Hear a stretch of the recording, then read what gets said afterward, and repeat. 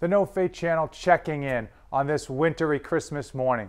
And on today's episode of Community Cultivation, we're going to be going over a few key tips to keep you safe this winter.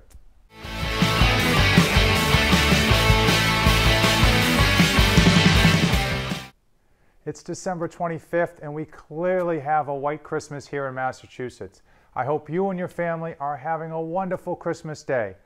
But with the snow that we're getting, this is a perfect opportunity to go over 3 important tips to keep you and your family safe when you're out there shoveling and snow blowing. Tip number 1, you need to maintain a high level of visibility.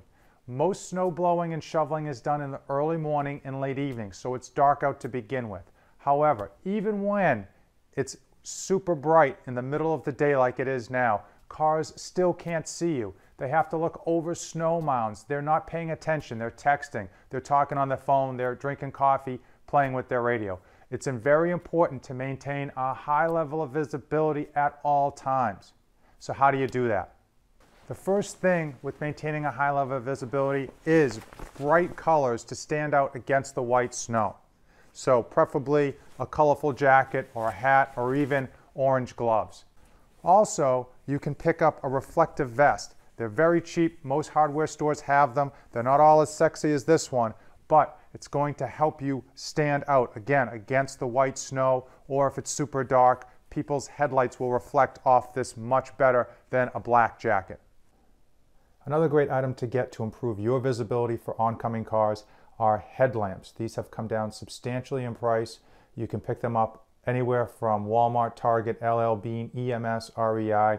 Tons of places sell them, and they are great tools. So if you're out there in the morning or in the evening and the visibility is low, you can turn on the light and have a better idea of what you're doing and allow cars to see you that much better. Also, they're good during the day because these have blinking and red light functions.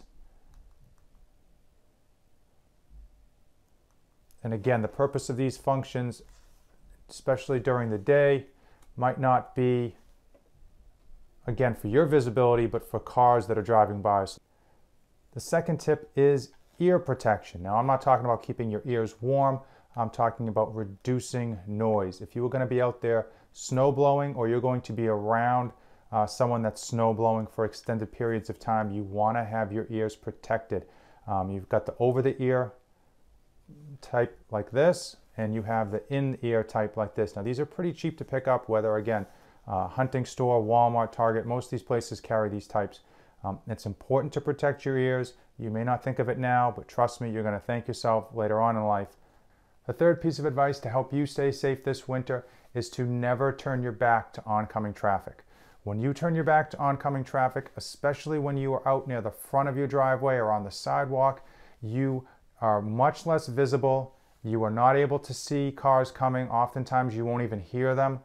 And your reaction time is non-existent should the car be coming too close to the curb or too close to you. The fourth, last, and most obvious piece of advice is to never stick your hand inside a snowblower. If your snowblower is clogged, you need to shut your snowblower off and still use a stick to clear the clog.